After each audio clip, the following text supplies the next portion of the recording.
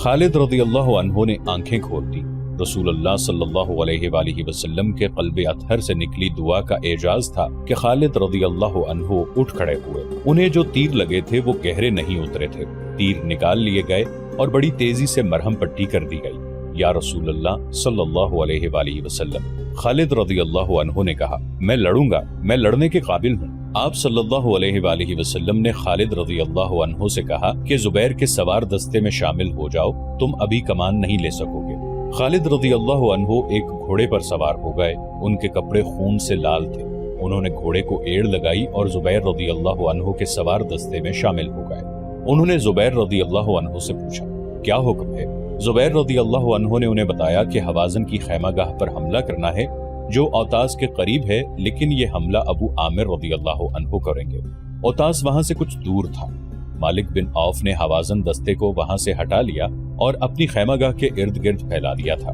ये दिफाई हिसार था जिसकी हवाज़न के कैंप के गिर्द जरूरत इसलिए थी कि वहां वो हजारों औरतें, बच्चे और मवेशी थे जिन्हें कबीला हवाज़न के सिपाही अपने साथ लाए थे। मालिक बिन औफ ने तो ये सोचा था कि हवाज़न अपनी औरतों और बच्चों को अपने साथ देखकर ज्यादा गैरतमंदी और बेजिगरी से लड़ेंगे, मगर अब ये सूरत पैदा हो गई कि दुरैद बिन असुम्मा मालिक बिन औफ को बुरा भला कह रहा था कि उसके मना करने के बावजूद मालिक औरतों को साथ ले आया था। उनके लिए अब अपने अहलो अयाल और मवेशियों को मुसलमानों से बचाना मुहाल दिखाई दे रहा था। अबू आमिर रज़ियल्लाहु अन्हु का सवार दस्ता औतास की तरफ बढ़ा। करीब गए तो हवाज़न ने जमकर मुकाबला किया। अब वो जंग जीतने के लिए या मुसलमानों को तहस नहस करके मक्का पर कब्जा करने के लिए नहीं, बल्कि मुसलमानों से अपने अहलो अयाल और मवेशियों को बचाने के लिए लड़ रहे थे। ये भी दस्त बदस्त मार्का था जिसमें जंगी चालों के नहीं, जाती शजाअत के मुजाहरे हो रहे थे। सवार और प्यादे लड़ते हुए वादी में फैलते जा रहे थे। अबू आमिर रज़ियल्लाहु अन्हु ने दुश्मन के 9 सवारों को हलाक कर दिया, मगर 10वें हवाज़न को ललकारा तो उसके हाथों खुद शहीद हो गए। रसूल अकरम सल्लल्लाहु अलैहि वसल्लम ने पहले ही उनका जानशीन मुकर्रर कर दिया था।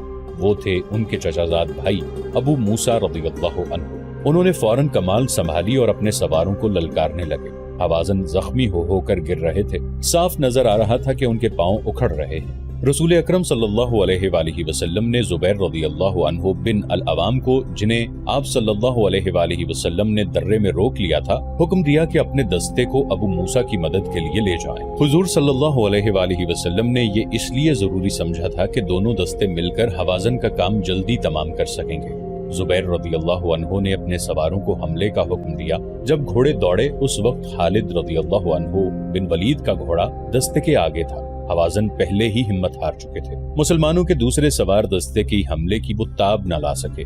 उनके जख्मियों की तादाद मामूली नहीं थी। वो अपनी औरतों और बच्चों को छोड़कर भाग निकले। मुसलमानों ने कैंप को घेरे में ले लिया। छोटे छोटे कबीलों के लड़ाकों ने जब हवाज़न और सकीफ जैसे ताकतवर कबीलों को भागते देखा तो वो वहां से बिल्कुल गायब हो गए और अपनी अपनी बस्तियों में जा पहुंचे।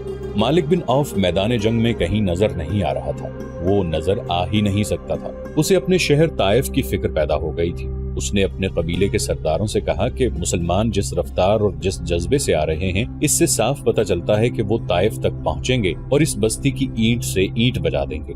खतरे के पेश नजर उसने कबीला सकीफ के तमाम दस्तों को लड़ाई से निकाला और ताइफ जा दम लिया। पीछे हनैन की वादी में कैफियत ये थी कि हवाज़न की औरतें और बच्चे चीखो पुकार कर रहे थे। तमाम वसीओ अरीज वादी मुजाहिदीन इस्लाम की तहवील में थी। मक्का के जो गैर फौजी मुजाहिदीन के साथ आए थे वो जख्मी मुजाहिदीन को उठा रहे थे। दुश्मन के जख्मी कर्राह रहे थे, मर रहे थे। मरने वालों में बूढ़ा दुरैद बिन असुम्मा भी था। वो लड़ता हुआ मारा गया था। मुसलमानों को दुश्मन के जख्मियों और कैदियों से जो हथियार और घोड़े मिले, उनके अलावा 6000 औरतें और बच्चे, 24,000 ऊंट, 40,000 बकरियां और बेशुमार चांदी हाथ लगी। मुसलमानों ने जंग जीत ली थी, लेकिन रसूलुल्लाह सल्लल्लाहु अलैहि वसल्लम ने फैसला किया कि मालिक बिन औफ को मोहलत नहीं दी जाएगी कि वो सस्ता सके और अपनी फौज को मुनज़्ज़म कर सके। आप सल्लल्लाहु अलैहि वसल्लम ने दरअसल सांप का सर कुचलने का फैसला कर लिया था। आप सल्लल्लाहु अलैहि वसल्लम के हुक्म से माले गनीमत आई हुई औरतें, बच्चे, मवेशियों और दीगर माल को एक दस्ते के साथ जौराना भेज दिया गया। अगले हुक्म तक उन्हें जौराना में ही रहना था। दूसरे दिन रसूल अकरम सल्लल्लाहु अलैहि वसल्लम के हुक्म से इस्लामी फौज ताइफ की तरफ पेशकदमी कर गई, जहां बड़ी खूंरेज जंग की तवक्को थी। मारका हुनैन का जिक्र कुरान हकीम में सूरह तौबा में आया है। بعض सहाबा इकराम रज़ियल्लाहु अन्हुम ने मारका शुरू होने से पहले कहा था कि हमें कौन शिकस्त दे सकता है, इतनी बड़ी ताकत का मुकाबला कौन कर सकता है। सूरह तौबा में आया है जिसका मफहूम है कि अल्लाह ने बहुत से मौकों पर तुम्हारी मदद की और हुनैन के दिन भी जब तुमको अपनी कसरत पर नाज था, हालांकि वो तुम्हारे कुछ काम ना आई और जमीन बावजूद अपनी वुसअत के तुम पर तंग हो गई और तुम पीठ फेर कर भागे। फिर अल्लाह ने अपने रसूल और मुसलमानों पर तसल्ली नाजिल की और वो फौजें उतारी जिनको तुमने नहीं देखा और काफिरों को सजा दी और काफिरों का बदला यही है। ताइफ बड़ी खूबसूरत बस्ती हुआ करती थी, बागों की बस्ती थी, फूलों और फलों की महक से हवाएं मखमूर रहती थी। ताइफ में जाकर दुखी दिल खिल उठते थे। ये जंगजू सरदारों की बस्ती थी। ये सकीफ जैसे ताकतवर कबीले का मरकज था। इस बस्ती के करीब उस कबीले की इबादत गाह थी जिसमें सकीफ, हवाजन और चंद और कबाइल के देवता लात का बुत रखा हुआ था, जो बुत नहीं बल्कि एक चबूतरा था। ये कबाइल इस चबूतरे को देवता कहते और इसकी पूजा करते थे। इस इबादत गाह में उनका काहिन रहता था जिसे खुदा का और देवता लात का एलची समझा जाता था। काहिन फाल निकालकर लोगों को आने वाले खतरों से आगाह कर दिया करता था। काहिन किसी खुशनसीब को ही नजर आया करता था। आम लोगों को काहिन नहीं, इबादत गाह के सिर्फ मजावर मिला करते थे। काहिन को जो देख लेता वो ऐसे खुश होता था जैसे उसने खुदा को देख लिया हो। ताइफ क्योंकि उनके देवता का मस्कन था, इसलिए ये कबाइल का मुकद्दस मकाम था। एक ही महीना पहले ताइफ में जश्न का समा था। यहाँ के सरदार आला मालिक बिन औफ ने अपने कबीले जैसे एक ताकतवर कबीले हवाजन और कुछ और कबीलों के सरदारों को बहुत बड़ी जराफत में मदऊ किया था। इलाके की चुनी हुई खूबसूरत नाचने और गाने वालियां बुलाई गई थी। उनके रक्स ने तमाशाइयों पर वजद तारी कर दिया था। उस रात शराब के मटके खाली हो रहे थे। उस रात अहले सकीफ और अहले हवाजन ने अहद किया था कि वो मक्का पर अचानक हमला करके रसूल अकरम सल्लल्लाहु अलैहि वसल्लम और मक्का के तमाम मुसलमानों को हमेशा के लिए खत्म कर देंगे। इन कबाइल के एक ज़ईफुल उम्र सरदार दुरैद बिन अस्सुम्मा ने कहा था, उठो और लात के नाम पर हलफ उठाओ कि हम मोहम्मद और उसके तमाम पैरोकारों को, जिन्होंने मक्का के तमाम बुत तोड़ डाले हैं, खत्म करके अपनी औरतों को मुंह दिखाएंगे। मालिक बिन औफ, जिसकी उम्र अभी 30 साल थी, जोश से फटा जा रहा था। उसने कहा था कि कबाइल का मुत्तहिदा लश्कर मक्का में मुसलमानों को बेखबरी में जा दबोचेगा। उस रात मालिक बिन औफ, दुरैद बिन सुम्मा और दूसरे कबीलों का सरदार काहिन के पास गए। काहिन से उन्होंने पूछा था कि वो मक्का के मुसलमानों को बेखबरी में दबोच सकेंगे और क्या उनका अचानक और गैर मुतवक्के हमला मुसलमानों को घुटनों बिठा सकेगा। काहिन ने उन्हें यकीन दिलाया था कि देवता लात ने उन्हें आशीर्वाद दी है। काहिन ने बड़े वसूख से कहा था कि मुसलमानों को उस वक्त पता चलेगा जब तुम्हारी तलवारें उन्हें काट रही होंगी। अब एक ही माह बाद ताइफ का हुस्न उदास था। बस्ती के माहौल पर खौफ व हिरास तारी था। अपने देवता लात के आशीर्वाद से और काहिन की यकीन दहानी से सकीफ, हवाजन और दीगर कबाइल का जो लश्कर मक्का पर हमला करने गया था, वो मक्का से दूर हुनैन के मकाम पर मुसलमानों के हाथों पिटकर और तितर बितर होकर वापस आ रहा था। भाग के आने वालों में पेश पेश उस मुत्तहिदा लश्कर का सालार आला, जवां साल और जोशीला सरदार मालिक बिन औफ था। वो सबसे पहले इसीलिए ताइफ पहुंचा था कि शहर के दिफा को मजबूत बना सके। मुसलमान रसूल अकरम सल्लल्लाहु अलैहि वसल्लम की क़यादत में ताइफ की तरफ बढ़े आ रहे थे। ताइफ के लोगों, ताइफ की गलियों में घबराई घबराई सी आवाजें उठ रही थी। मुसलमान आ रहे हैं, शहर का मुहासरा होगा, तैयार हो जाओ, अनाज और खजूरें इकट्ठी कर लो, पानी जमा कर लो। सबसे ज्यादा घबराहट मालिक बिन औफ पर तारी थी। उसे ताइफ हाथ से जाता नजर आ रहा था। उसे शिकस्त और पसपाई की चोट तो पड़ी ही थी, सबसे बड़ी चोट उस पर यह पड़ी कि वो जब शहर में दाखिल हुआ तो औरतों ने उसकी बहादुरी और फतह के गीत गाने की बजाय उसे नफरत की निगाहों से देखा था और उसके लश्करियों को बाज औरतों ने ताने भी दिए थे। बीवियां और बेटियां कहाँ हैं जिन्हें तुम साथ ले गए थे? औरतें लश्करियों से तंजिया लहजे में पूछ रही थी। बच्चे भी मुसलमानों को दे आए हो? ये भी एक ताना था जो औरतें उन्हें दे रही थी। मालिक बिन औफ ने अपने सामने अपने नायब सालारों और कमांदारों को बिठा रखा था और उन्हें बड़ी तेज तेज बोलते हुए कह रहा था कि दूसरे कबीलों को भी शहर में ले आओ, मुसलमान आ रहे हैं। मालिक बिन औफ ने जरा सा भी आराम न किया। आते ही ताइफ का दिफा मजबूत करने में लग गया। उसके नायब कमांदार और कासिद पसपा होकर आने वालों को इकट्ठा करने में लगे हुए थे। आधी रात तक वो थक कर चूर हो चुका था। उसने अपनी सबसे ज्यादा हसीन और चहीती बीवी को अपने पास बुलाया। वो आ गई। क्या आपने हलफ नहीं उठाया था कि मोहम्मद और उसके तमाम पैरोकारों को, जिन्होंने मक्का के बुत तोड़ डाले हैं, खत्म करके अपनी औरतों को मुंह दिखाएंगे? बीवी ने उसे कहा, आप फतह की बजाय माथे पर शिकस्त का दाग लेकर आए हैं। आपके हलफ और अहद के मुताबिक मेरा वजूद आप पर हराम है। तुम मेरी बीवी हो। मालिक बिन औफ ने गुस्से से कहा, मेरी हुक्म अदूली की जुर्रत न करो। میں بہت تھکا ہوا ہوں اور میں بہت پریشان ہوں، مجھے اس وقت تمہاری ضرورت ہے، تم میری سب سے پیاری بیوی ہو، آپ کو میری ضرورت ہے۔ بیوی نے کہا، لیکن مجھے ایک غیرت مند مرد کی ضرورت ہے، مجھے اس مالک بن عوف کی ضرورت ہے جو یہاں سے عہد کر کے نکلا تھا کہ مسلمانوں کو مکہ کے اندر ہی ختم کر کے واپس آئے گا۔ کہاں ہے وہ مالک بن عوف؟ وہ میرے لیے مر گیا ہے۔ اس مالک بن عوف کو میں نہیں جانتی جو اپنے قبیلے اور اپنے دوست قبیلوں کی ہزاروں عورتوں اور ہزاروں بچے اپنے دشمن کے حوالے کر کے اپنی خوابگاہ میں آ بیٹھا ہے۔ وہ ایک عورت سے کہہ رہا ہے کہ مجھے تمہاری ضرورت ہے۔ اس حسین عورت کی آواز بلند ہو کر جذبات کی شدت سے کانپنے لگی۔ وہ مالک بن عوف کے پلنگ سے اٹھ کھڑی ہوئی اور کہنے لگی، آج رات تمہاری کوئی بیوی تمہارے پاس نہیں آئے گی، آج رات تمہاری کسی بیوی کو ان عورتوں کی آہیں اور فریادیں چین سے سونے نہیں دیں گی جو مسلمانوں کے قبضے میں ہیں۔ ذرا سوچ، تصور میں لا ان عورتوں کو، ان نوخیز لڑکیوں کو جنہیں تو مسلمانوں کے حوالے کر آیا ہے۔ وہ اب مسلمانوں کے بچے پیدا کریں گی، بچے جو ان کے قبضے میں ہیں وہ مسلمان ہو جائیں گے۔ مالک بن عوف تو خطروں میں کود جانے والا خود سر آدمی تھا۔ اس نے اپنے بزرگ اور میدان جنگ کے مجھے ہوئے استاد درید بن السمہ کی پند و نصیحت کو ٹھکرا دیا تھا کہ وہ عقل و ہوش سے کام لے اور جوانی کے جوش و خروش پر قابو پائے۔ اب وہی مالک بن عوف اپنی بیوی کے سامنے یوں سر جھکائے بیٹھا تھا جیسے دہکتے ہوئے انگاروں پر کسی نے پانی چھڑک دیا ہو۔ اس کی مردانگی ختم ہو چکی تھی، تمام مسلمانوں کو ختم کرنے گئے تھے مالک۔ بیوی اب اس طرح بولنے لگی جیسے اس کی نگاہوں میں اتنی جری اور بہادر شوہر کا احترام ختم ہو چکا ہو۔ وہ کہہ رہی تھی، مسلمانوں کو ختم کرتے کرتے تم مسلمانوں کی تعداد میں اضافہ کر آئے ہو۔ کاہن نے کہا تھا کہ کون کاہن؟ بیوی نے اس کی بات کاٹتے ہوئے کہا، وہ جو مندر میں بیٹھا فالیں نکالتا رہتا ہے۔ تم جیسے آدمی اپنی قسمت اپنے ہاتھ میں رکھا کرتے ہیں اور اپنی قسمت اپنے ہاتھوں بنایا اور بگاڑا کرتے ہیں۔ تم نے کاہن سے پوچھا نہیں کہ اس کی فال نے جھوٹ کیوں بولا ہے؟ مالک بن عوف اٹھ کھڑا ہوا، اس کی سانسیں تیزی سے چلنے لگی، اس کی آنکھوں میں خون اترنے لگا۔ اس نے دیوار کے ساتھ لٹکتی ہوئی تلوار اتاری اور بیوی سے کچھ کہے بغیر باہر نکل گیا۔ طائف میں رات تو آئی تھی لیکن وہاں کی سرگرمیاں اور بھاگ دوڑ دیکھ کر دن کا گمان ہوتا تھا۔ باہر سے خبریں آ رہی تھیں کہ مسلمان طائف کی طرف بڑی تیزی سے بڑھتے چلے آ رہے ہیں۔ لوگ دفاعی تیاریوں میں مصروف تھے۔ سب سے بڑا مسئلہ خوراک اور پانی کا تھا۔ بہت سے لوگ پانی جمع کرنے کے لیے حوض بنا رہے تھے۔ مالک بن عوف ان سرگرمیوں کے شور و غل سے گزرتا چلا جا رہا تھا۔ لوگ اتنے مصروف تھے کہ کسی کو پتہ ہی نہ چلا کہ ان کے درمیان سے ان کا سالار اعلیٰ گزر گیا ہے۔ عبادت گاہ میں وہ کاہن جس نے کہا تھا کہ ثقیف اور حوازن مسلمانوں کو مکہ میں بے خبری میں جا لیں گے، گہری نیند سویا ہوا تھا۔ اسے جگانے کی کوئی جرت نہیں کر سکتا تھا۔ وہ عبادت گاہ کے کسی اندرونی حصے میں سویا ہوا تھا۔ عبادت گاہ کے مجاور بیرونی کمرے میں سوئے ہوئے تھے۔ انہیں کسی کے قدموں کی آہٹ سنائی دی۔ یہ ان کے فرائض میں شامل تھا کہ کاہن کے کمرے تک کسی کو پہنچنے نہ دیں۔ 2-3 مجاور اٹھ کر باہر آ گئے۔ ایک کے ہاتھ میں مشعل تھی۔ مالک بن عوف، ایک مجاور نے مالک کے راستے میں آ کر کہا، کیا قبیلے کا سردار نہیں جانتا کہ اس سے آگے کوئی نہیں جا سکتا؟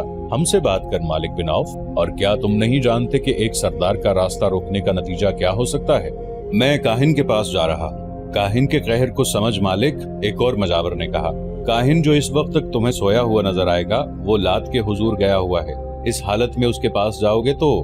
مالک بن عوف ایسی ذہنی کیفیت میں تھا جس نے اس کے دل سے کاہن کا تقدس اور خوف نکال دیا تھا۔ ایک تو وہ بہت بری شکست کھا کر آیا تھا، دوسرے اس کی بیوی نے اسے دھتکار دیا تھا جسے وہ دل و جان سے چاہتا تھا۔ اس نے مجاور کے ہاتھ میں پکڑے ہوئے مشعل کے ڈنڈے پر ہاتھ مارا اور اس کے ہاتھ سے مشعل چھین کر کاہن کے کمرے کی طرف چلا گیا۔ مجاور اس کے پیچھے دوڑا لیکن وہ کاہن کے کمرے میں داخل ہو گیا۔ کاہن مجاوروں کے شور سے جاگ اٹھا تھا۔ اپنے کمرے میں مشعل کی روشنی دیکھ کر اٹھ بیٹھا۔ مالک بن عوف نے مشعل دیوار میں اس جگہ لگا دی جو اسی مقصد کے لیے دیوار میں بنائی گئی تھی۔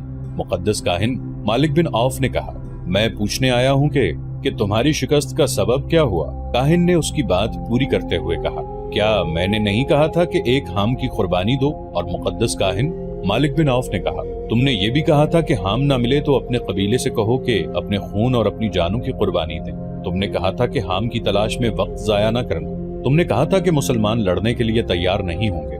کیا تو اپنے دیوتا سے باز پرس کرنے آیا ہے کہ دشمن نے تمہیں شکست کیوں دی ہے؟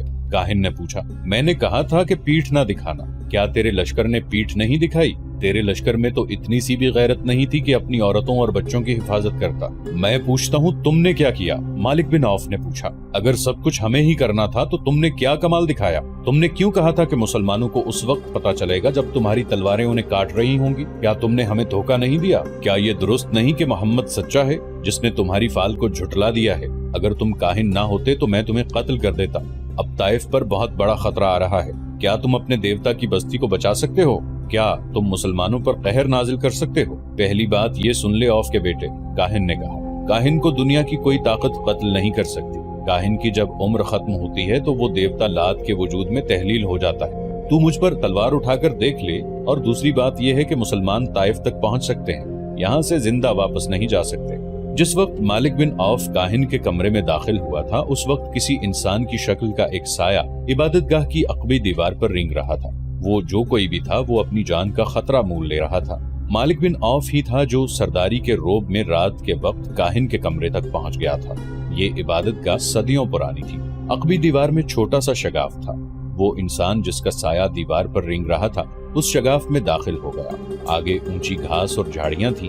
وہ انسان گھاس اور جھاڑیوں میں سے یوں گزرنے لگا کہ اس کے قدموں کی آہٹ یا ہلکی سی سرسراہٹ بھی سنائی نہیں دیتی تھی۔ وہ گھاس اور جھاڑیوں میں سے گزر کر اس چبوترے پر جا چڑھا جس پر عبادت گاہ کی عمارت کھڑی تھی۔ اس طرف کے دروازے کے کیواڑ دیمک خوردہ تھے۔ وہ انسان کھائے ہوئے ان کیواڑوں میں سے گزر کر عبادت گاہ میں داخل ہو گیا۔ آگے تاریک غلام گردش تھی۔ اس انسان نے جوتے اتار دیے اور دبے پاؤں آگے بڑھتا گیا۔ اس گھپ اندھیرے میں وہ یوں چلا جا رہا تھا جیسے پہلے بھی یہاں آیا ہو۔ وہ غلام گردش کی بھول بھلائیوں میں سے گزرتا کاہن کے کمرے کے نزدیک پہنچ گیا۔ اسے کاہن کی اور کسی اور کی باتیں سنائی تھی۔ وہ مالک بن عوف تھا جو کاہن کے ساتھ باتیں کر رہا تھا۔ یہ آدمی رک گیا۔ اسے کاہن کے کمرے سے آتی ہوئی مشعل کی روشنی نظر آ رہی تھی۔ مالک بن عوف کاہن سے اتنا مروب ہوا کہ وہ سر جھکائے ہوئے وہاں سے نکل گیا۔ یہ انسان جو قریب ہی کہیں چھپ گیا تھا آگے بڑھا۔ کاہن دروازے کی طرف دیکھ رہا تھا۔ اس کی آنکھیں حیرت سے کھل گئیں کیونکہ اس کے سامنے ایک جوان سال لڑکی کھڑی تھی۔ اس لڑکی کو وہ پہچانتا تھا۔ یہ وہی یہودی لڑکی تھی جسے ایک ضعیف العمر یہودی کاہن کے پاس تحفے کے طور پر لایا تھا، اور اس لڑکی کے ساتھ اس نے سونے کے 2 ٹکڑے کاہن کی نظر کیے تھے۔ یہ کاہن کا انعام یا معاوضہ تھا۔ کاہن نے اسے یقین دلایا تھا کہ ثقیف اور حوازن کے قبیلے مسلمانوں کو مکہ میں ہمیشہ کے لیے ختم کر دیں گے۔ اس نے اس بوڑھے یہودی سے کہا تھا، دیوتا لات کا اشارہ کبھی غلط نہیں ہو سکتا۔ بوڑھا یہودی اس یہودی لڑکی کو کاہن کے پاس ایک رات کے لیے چھوڑ کر چلا گیا تھا۔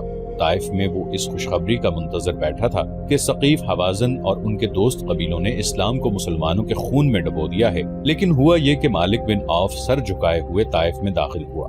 پھر اس کے لشکری قدم گھسیٹتے ہوئے 2-2 4-4 کی ٹولیوں میں طائف آنے لگے۔ بوڑھے یہودی کی کمر عمر نے پہلے ہی دوہری کر دی تھی۔ مالک بن عوف کو شکست خوردگی کی حالت میں واپس آتے دیکھ کر اس کی کمر جیسے ٹوٹ ہی گئی ہو۔ اس کی کمر پر آخری دن کا اس یہودی لڑکی نے رکھ دیا جسے وہ انعام کے طور پر کاہن کے حوالے کر کر آیا تھا۔ میں حیران ہوں کہ تم جیسے جہاں دیدہ بزرگ نے دھوکہ کھایا۔ لڑکی نے اسے کہا، مجھے اس مکروہ کاہن کے کسی ایک لفظ پر بھی یقین نہیں آ رہا۔ میں نے تمہارے حکم سے اپنی عصمت قربان کر دی، میرے حکم سے نہیں۔ بوڑھے یہودی نے کہا تھا، خدائے یہودا کے حکم سے تمہاری عصمت کی قربانی رائے گاہ نہیں جائے گی۔ یہودیوں میں یہ رواج عام تھا جو ابھی تک چلا آ رہا ہے کہ میدان جنگ میں آنے سے گریز کیا کرتے تھے۔ وہ ایسی چال چلتے تھے کہ اپنے دشمن کو آپس میں لڑا دیا کرتے تھے۔ اس کے لیے وہ دولت کے ساتھ ساتھ اپنی بیٹیوں کی عصمت بھی ایک کامیاب حربے کے طور پر استعمال کرتے تھے۔ یہودیوں کے معاشرے اور مذہب میں عصمت اور آبرو کی کوئی قدر و قیمت نہیں تھی، لیکن یہ لڑکی اپنی قوم سے بہت ہی مختلف ثابت ہوئی۔